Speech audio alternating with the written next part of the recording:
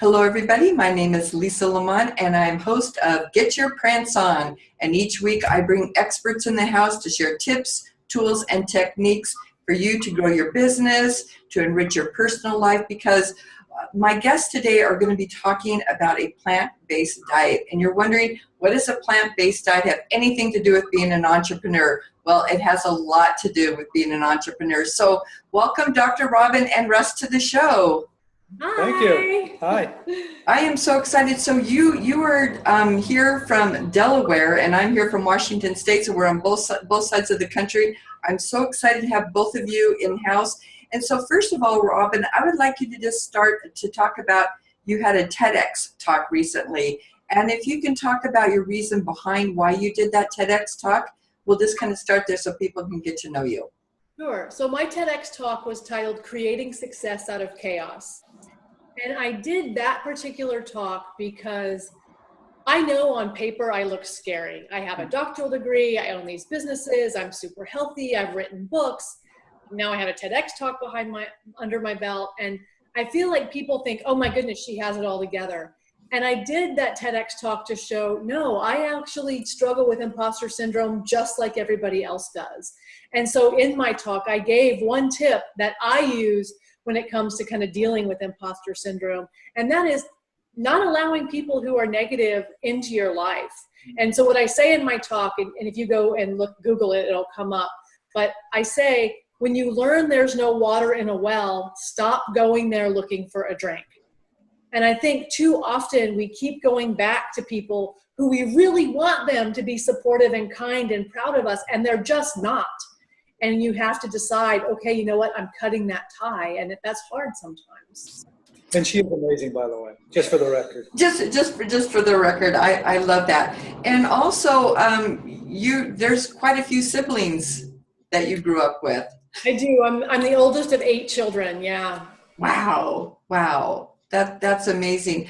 You also talked about, before we go on, you also talked about growing up, that you every step, every success that you had on your journey, you had a negativity thrown back at you, like when you were the pageantry princess or queen. Can you talk about that a little bit? Yeah, so my dad, God love him, he always feels like, don't be too proud, because pride comes before destruction. And so he was really good at making sure that I was not too proud.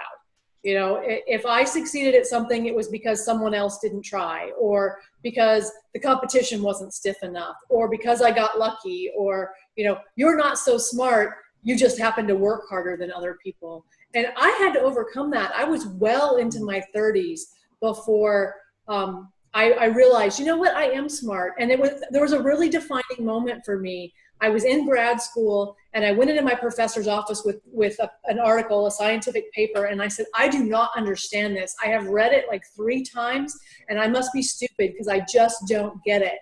And she looked at me and she said, Robyn, if you have read it 3 times and you don't understand it, it's not that you're stupid, it's that it's not written well. And that for me was a huge aha moment. It was. And so Russ, when you met Robyn and you knew this about her background, what did you think from a male's point of view? Well, when I first met her, I didn't know all this about her background. I had to ask him out 4 times. To keep in mind, so we met in the gym, and I'm sure that's a shock. And when I was in the gym, especially back then, I was like tunnel vision. I didn't really pay attention to a lot that was going on around me. I would have conversations, but when I'm working out, I'm kind of like focused. So a few times when she's asking me out, with quotation marks, yeah, I might not have totally been aware. Even if she threw it in my face, you know what I mean? It's just one of those things. But the thing about Robyn is when you meet her and as you talk to her, you realize a lot of this stuff before you even have before you actually have it confirmed. Before you actually get the information, the details. So as I got to know her, the more I was like, wow, she is amazing, as I said. Well, and I'm a big follower of Dr. Robyn, because that's why I'm like, I want to have you on the show, and I want to have your husband on the show, because you also do marketing. And so can you talk and share with us a little bit about, we'll get back to the reason why I had you on the show, but I want people to know a little bit about you too, Russ. Right. So my marketing business basically has two divisions. The first division is a marketing service that helps small businesses create a marketing plan. And then we usually takes about 3 months to get it going. And then at that point, we will either continue to run it for them or we will hand it over to them, depending on the company and whether or not they have the personnel to do that. Tell them the name of the business. Oh, yeah, that would help. The name of the business is RGB Design Group, LLC. Yeah, and I will make sure when I post the show, I'm going to put all the links to your Facebook groups and all your contact information. So I'll be happy to do that. So I'm having you on today to talk about a plant-based diet and what that looks like for an entrepreneur, because what we put in our body does affect our minds. Oh yeah. Right, exactly. Absolutely. And so for us, it started originally, Russ and I have always been really health conscious. He's a former competitive bodybuilder and I'm a former competitive beach volleyball player. And so having been competitive athletes, we always tried to eat well. And that was one thing that made us really compatible as a couple is we like to work out. We like to be active. We like to eat well. Our sleep patterns were the same. Even we both slept from 10 to 6. I'm like, well, that's perfect. Yeah. And so when we started, we thought we were eating well, and Russ used to do all of our cooking. So I'll let him talk about how we used to eat when we thought we were eating healthy. Right. So our typical meals consisted of a protein source, a vegetable, and a carbohydrate. Back then, our protein source was always animal-based. So it was either chicken, turkey, fish, and I guess that's it, because we weren't really big beef eaters, so that was never really one of our main ingredients. Sometimes pork, but I wasn't Sometimes as big a pork, fan. she wasn't as big of a fan, right? Yeah. The other white meat. It's not correct. That's beside the point. So that, I usually would make one of those, and then I'd either include some pasta or some rice or a potato or a yam to go with that, and then a vegetable. And this was my core diet routine when I was competitive bodybuilder. And I was,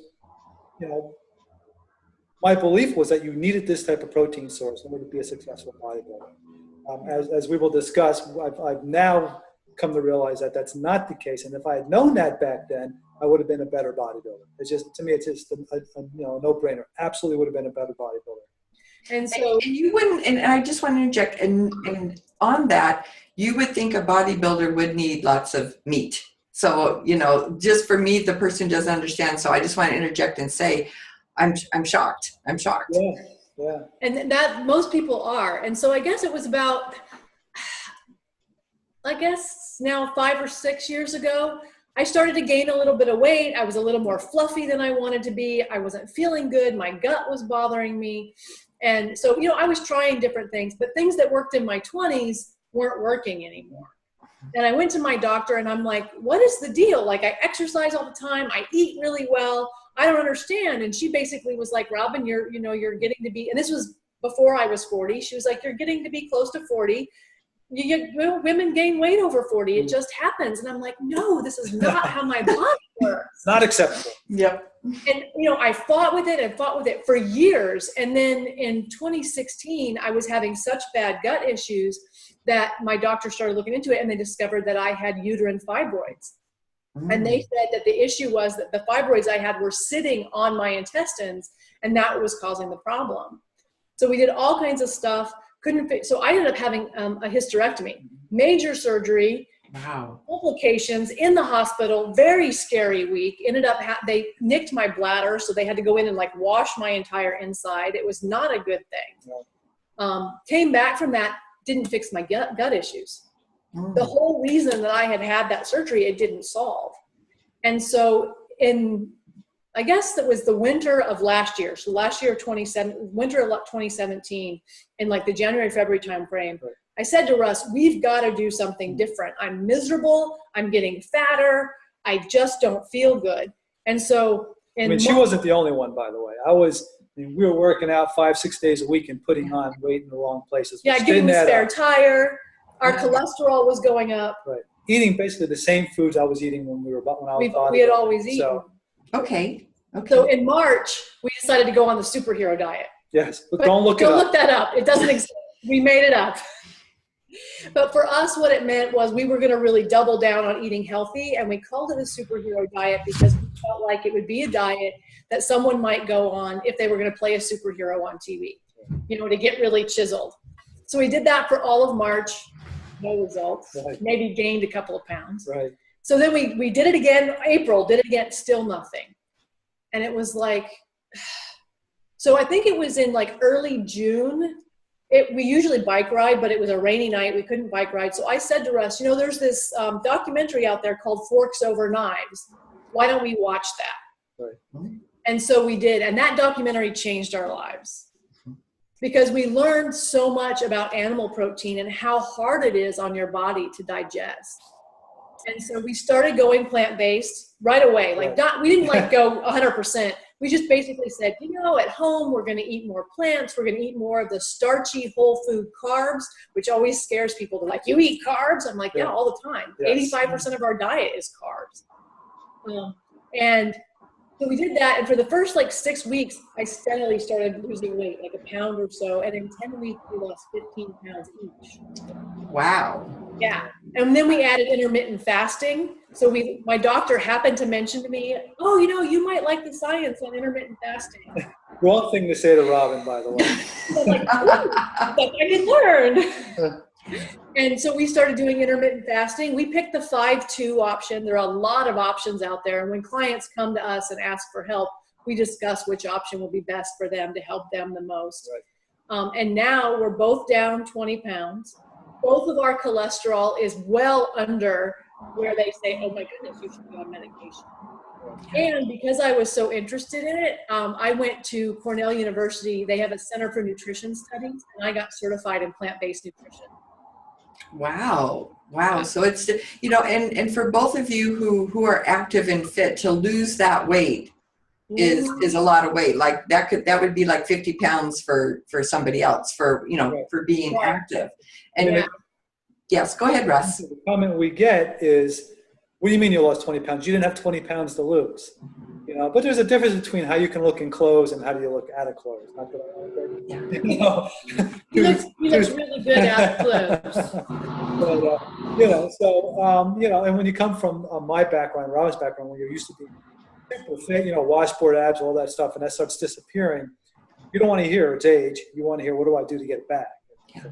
And now my doctor actually sends me her patients to help them get more plant-based, lose some weight, get more healthy. Because on the plant-based diet, you can reverse heart disease, diabetes, obesity, high cholesterol, and high blood pressure just by eating.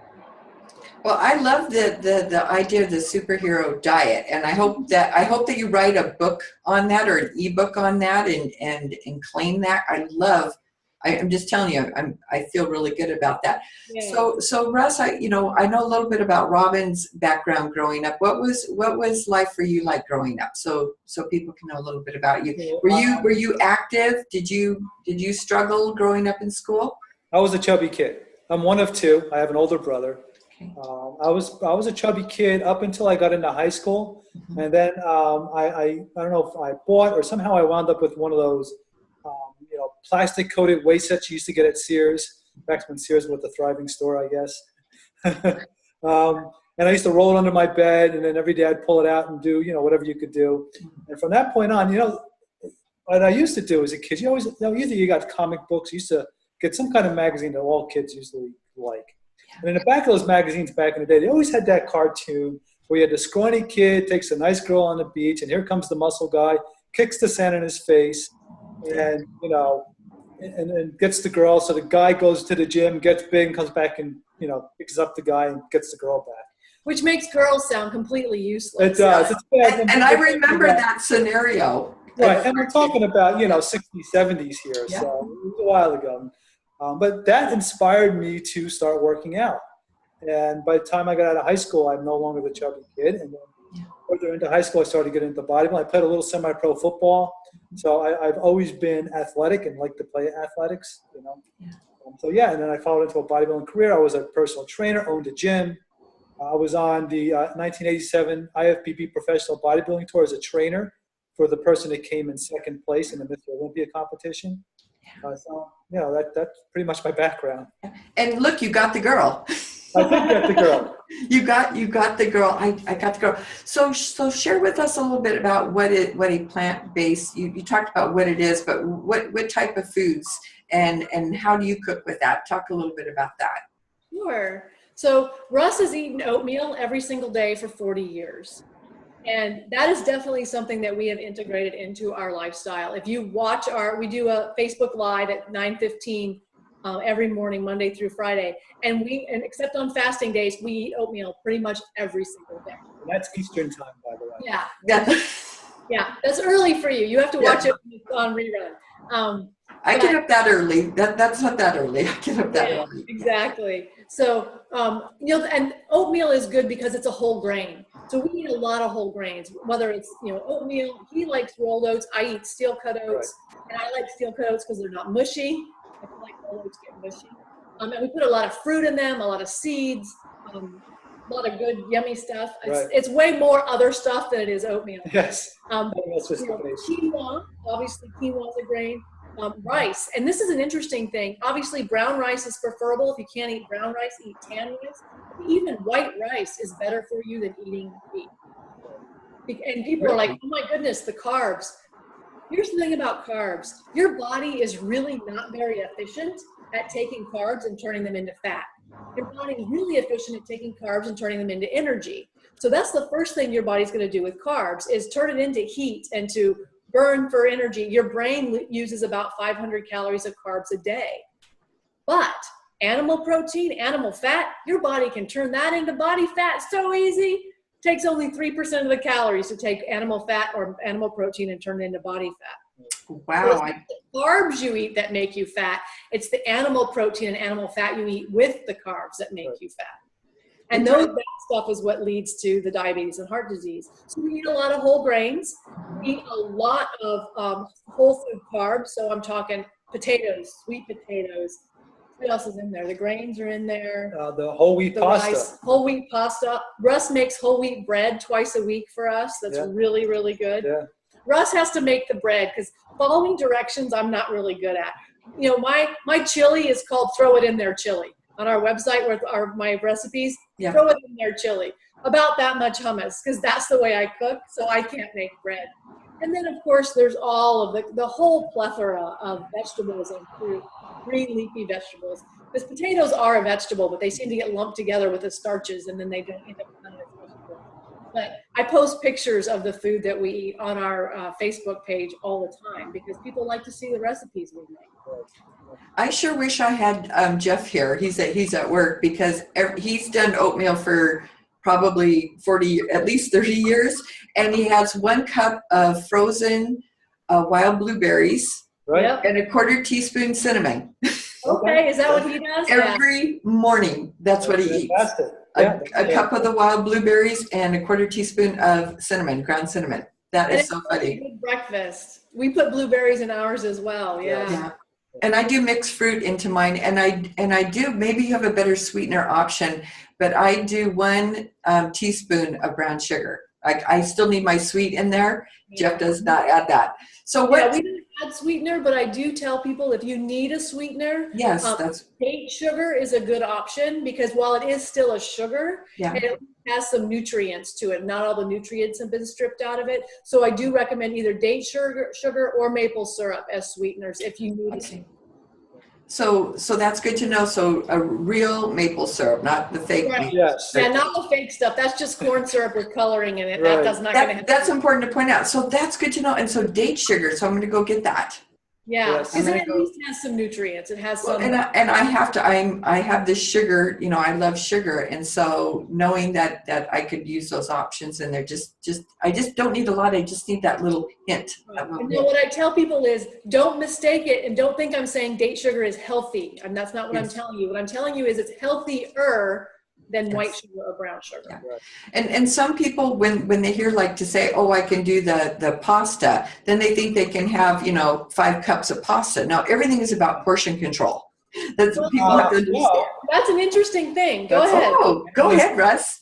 One thing we do not do is control our portions. Ooh, The okay. whole thing about the whole food plant-based lifestyle is that you eat to your heart's content, and your body will still get to its desired body weight. Your ideal body Your weight. ideal body weight. And the reason it does that is because of calorie density. And we do a whole talk actually titled, which we've said to you, your body can't count calories and neither should you. Yes. Here's why. The reason is that if you're eating whole food plants, their calorie density is about 600 calories per pound. A human usually intakes between 2 and 2.5 pounds of food a day, roughly.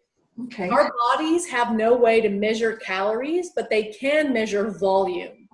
So if you're eating things like beans, which are phenomenal for you, another great starch, and green leafy vegetables and your potatoes, those are really high volume, low calorie density foods. So they fill your stomach up without giving you lots of calories. So if you ate 2 full pounds of beans, which there's no way anyone could, but let's say you did, that's 1,200 calories. That's not very many calories, but you're going to feel really full. I love something like, meat is closer to 1,000 calories per pound. And then you've got your oils, which are 4,000 calories a pound. So if you're eating any oil, and this includes olive oil, you are loading the calories on because there's no volume, no bulk to it, high calorie density, and there's no nutritional value. Just adding pure fat. So you can eat on a whole food plant-based diet, you can literally eat as much as you can get in your stomach. And I'm a witness. I mean, I'm a subject for that. I eat like crazy. And I mean, and what's also nice is I can eat, like even late at night before I go to bed, I'll eat a big meal and I'll be like, oh, I ate too much, but I'm not bloated. I feel full, like there's no more room, but not that bloated, uncomfortable feeling you get when you eat animal products. Okay, so I want to talk about 2 plant-based products that are, one is corn and the other is potatoes. They say those are not healthy. Are they? So here's the interesting thing. I always ask people when they say, well, they say those aren't healthy. I'm like, who are they? Yes. And why do they say it? And so in our research and the science that we've seen, and I always recommend that people go and read Dr. McDougall, The Starch Solution. If it's a whole food, if it comes out of the ground and the only thing you have to do is peel it and cook it, you should eat it. Right. And in the starch solution and also in the rice diet solution, both of which have many decades of research behind them, they show that those foods, corn and potatoes, are fine. It's what we put on them that's a problem. That's the problem. So if you're eating a loaded baked potato, it's not the potato's fault, you're fat. It's the loaded part that's the problem. Exactly. So yeah, corn is fine. The one thing we do say about corn and wheat and soy is that those are 3 things you should look for organic, because they are usually very much GMO, which means they're Roundup ready. Yes. Which if you're eating non-organic, you're taking in the toxins that come with Roundup. Right. Yeah, we definitely are organic here in our house, and it costs more, but it doesn't cost more for your health in the long run. I tell people you're better to pre-invest and eat the foods, because it's going to affect your whole and your mindset. Let's talk about what this plant-based diet does to your mindset and depression. All these people are on all these antidepressants and medications and pain pills because they think their joints and they're hurting. So can you address the benefits of this plant-based diet for depression and mindset? But first, I know Russ wanted to say about your comment about expensive. All I was going to say about that is, so since we've switched to a whole food plant-based lifestyle, our food bill, I'd say, is easily half of what it was before we switched over. Because beans and rice are cheap. Yeah, I mean, that's true. Cheap. Vegetables are cheap. Starches are cheap, definitely. So. But let's talk a little bit about the mindset. There is some research, and again, I recommend, there's a website out there called nutritionfacts.org, and that's Dr. Greger, and he has a lot of information where he talks about the actual science. And for me, as someone with a doctoral degree, the science is what matters. Don't just say, well, I heard, or so-and-so said, or the science says. Show me the articles. And he talks a lot about it. And your gut health is directly related to your body health and is directly related to your mind health. And the gut bacteria that so many Americans have from eating the standard American diet, which is, heavy with meat, heavy with dairy, heavy with eggs, and really heavy with processed foods is not healthy gut bacteria. And that leads to inflammation. And then inflammation leads to problems with your body processing, which obviously doesn't do any favors to your brain. So if you can straighten out your gut bacteria by eating real whole foods, it's got to do you favors. It just has to. You touch and you said the word dairy. That was the other. How do you feel about dairy? What's positive or negative about it? It's important. I want the truth. That's why I'm having you on the show. Yeah. Do you want to talk about dairy? Do you want to talk about it? So what I'd say about dairy is stay away from it as if it had a crossbone and skull on each package. But I'll let her get into the details. So Dr. T. Colin Campbell at Cornell University has done years of research, decades of research on dairy, specifically the protein in dairy, which is called casein. And they found that if you feed casein at a 20% level of the diet, and they studied rats because that allows them the lifespan studies, at 20%, 100% of rats exposed to a cancer carcinogen get cancer and die. If you feed only 5% casein, 0% of rats get cancer and die. So it's not even like some or a little bit or different, either 100% or not all. And so his studies, he also wrote a book called The China Study, which is very dense, but it's a really good read. Well, I thought it was a good read. Russ fell asleep. Game of Thrones is a good read. This is really scientific. But in the China Study, they looked at China and the different types of cancers that were clustered together in China. So they were able to show that cancer is not a genetic disease, it's a dietary disease. And we have found in everything that we've researched that dairy is definitely on the list. When I tell people if you do only two things, one I say start intermittent fasting, two give up dairy. I talked to someone this week who gave up dairy 2 weeks ago, and she called me because she was like, I've lost 10 pounds. Should I be worried? I'm like, no, that's your body getting rid of inflammation. So dairy, I think, causes a lot of inflammation. And a lot of adults can't process it well. We don't have the enzymes. Right. And, the one thing people say to me is, oh, but I love cheese. You know why? Cheese is addictive. Right. There's actually an enzyme in milk, human milk and cow's milk, that hits the pleasure receptors in our brains because the goal is you want the baby to come back and get more, right? That's how they survive. Right. Yes. Cow's milk has 26% higher levels of that enzyme than human breast milk. And when you make cheese, you take that enzyme and you condense it and you put it in a nice yummy package. So cheese actually hits our pleasure receptors in our brain, which is why when I say give up dairy, people freak about giving up their cheese. Right. And we were cheese We fiends. were big cheese. I mean, we get the big thing from like Costco or something. Yep.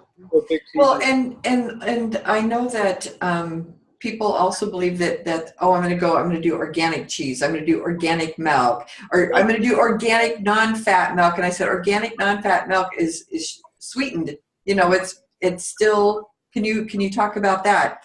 What I was just going to say is that. Organic. So I used to be a big skim milk person because I always thought, oh, it's healthier, right? Mm-hmm. But as we've learned more, and Robyn can talk more to the science of this, is that actually it's worse for you than whole milk, mainly because you're taking the whole milk, which has other nutrients in it other than the protein, and you've removed all the nutrients, and now you're giving it pure protein, which is the casein, which is the problem.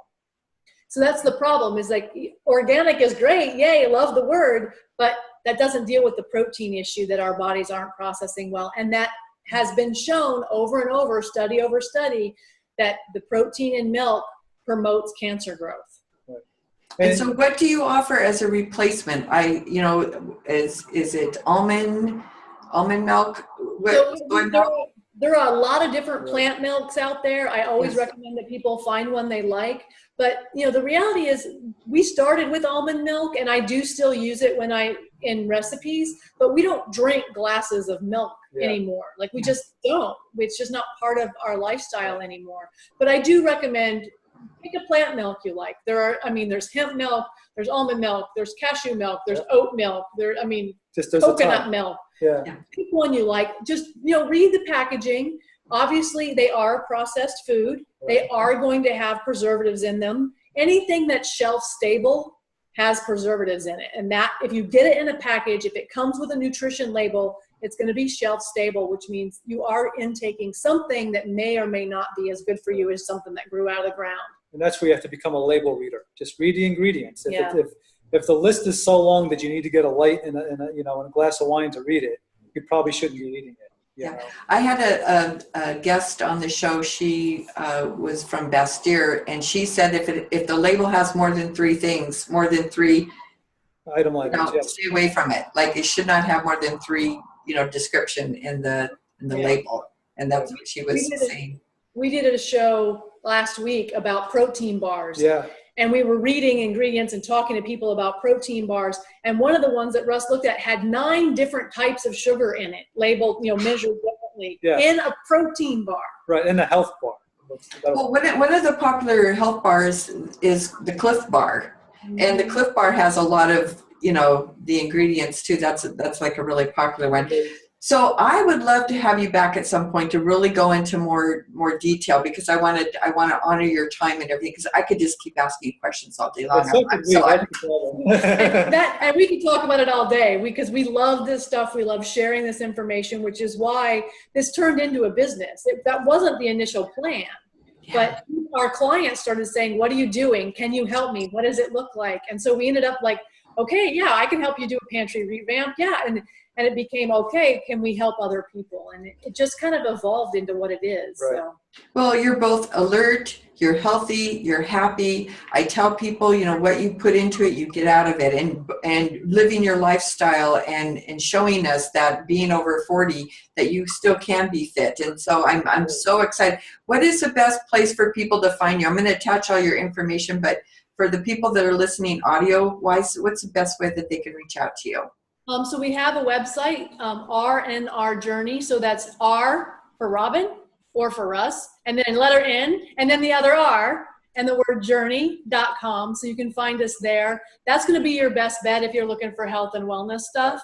And then I get you RGBdesigngroup.com is his marketing website. And then my executive coaching website is drrobynodegard.com. And you can put all that in there. If people search us, they'll find us. We use the hashtag R&R Journey on Facebook.